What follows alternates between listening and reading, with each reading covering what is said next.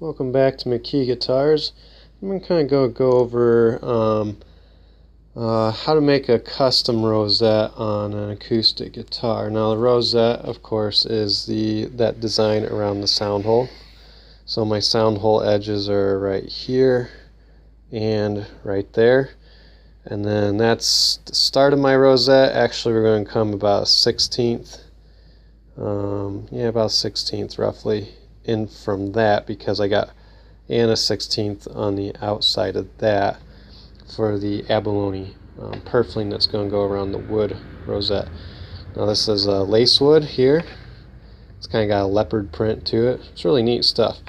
I bought a piece of that, and I'm able to join, since the piece I got was not wide enough, I was able to book match it and join it just like I do, with my top here. But you can't. Drew a pencil. I don't know if you can see it.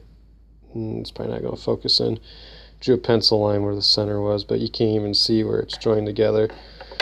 But so then I use my little handy dandy jig here on my Dremel. Use a downcut spiral bit, and I wish I had a better setup, because this takes a little while to cut out. You can't go hog wild on it. But basically you drill a hole in the piece of the wood. You got, this little pin goes into the hole right there, and then you can adjust the length by unscrewing that and moving that back and forth, tighten it back down, and then you adjust your height here for the Dremel. So first you can see I got one pass here.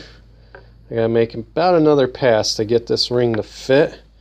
Now what's funny is, even though this is a correct size and whatnot, I still have to go where my seam is and cut it and fit this rosette to here, and I can miter that back together.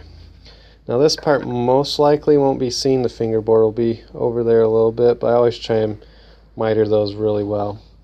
And then you can see this just goes on, this will either go on the outside or inside. I got two packages of these, but these are 1/16th of an inch wide pieces of abalone pearl, and they go on the inside and outside all the way around. Since this is going to have an old style Gibson sunburst, now you rarely see them. I've rarely seen them. The person that's getting this custom guitar, he's even confirmed to me he's seen them, but they're very rare. And it's on my round shoulder dreadnought that I have on my YouTube channel. Really dark sunburst, and then there's just a little bit of a burst, around here. It doesn't, so it's black. So what I'll do is put a purfling line, real small, like 20 thousandths, on the outside and inside edge of this abalone. So when I go to scrape that black off my rosette, if I do get past the abalone a little bit, there's still that black line, and it will hide it. I won't get into the white of the wood and have to respray that little spot. That's a pain. You don't want to do that. But that's it's a lot of work to make a custom rosette. You can buy some rosettes, but this one is kind of unique to my guitars. I'm sure, I don't know, there might be another person that does abalone purfling each side a piece of a lace wood. You can do different woods. I like lace wood. It's pretty subtle, but yet it has a lot of character to it. This is the third guitar I've done this on now.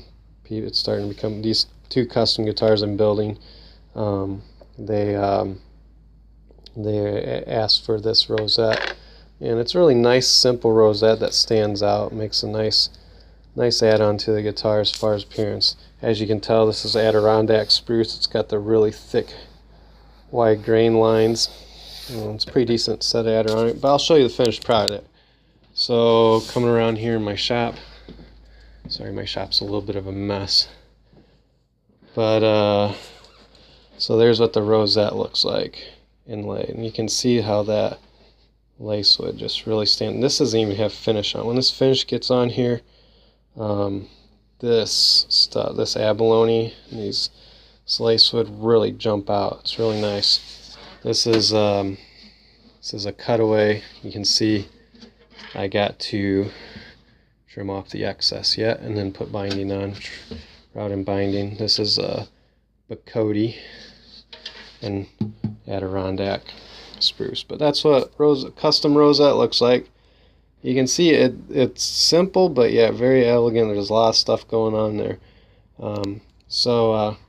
That's kind of gives you an idea how a rosette is made on a acoustic. I mean, you wouldn't think, oh, it doesn't take long, but it does. You know, my shop is really, everything's handcrafted. I don't have all these special machines, and you know, I'm just a small shop that handcrafts everything. I mean, again, I've showed my wood pile before, but there's some tops, there's some fingerboards made and unmade, so to speak. There's a electric base billet. There's back and side wood. You know, I don't know if I have any brace material in there somewhere. Bottom or neck blanks. So everything's done from scratch by hand. So yeah, that's how it's done. I wish I could show you the whole process, but I'm by myself in the shop here, and I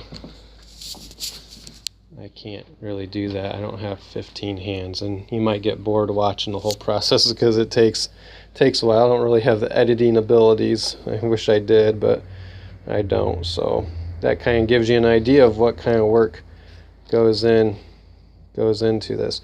The purfling, it's not plastic. I use dyed maple. The only part I will use plastic sometimes is the side dots on the neck, and that's about it. And a lot, you know, like this particular guitar is going to get some silver rings on the side of the neck, which look really neat against ebony. But so I hope you enjoyed this. Sorry it's been a while since I posted a video. I'll try to do more, but it gets tough trying to do stuff when you're real busy. So thanks for watching.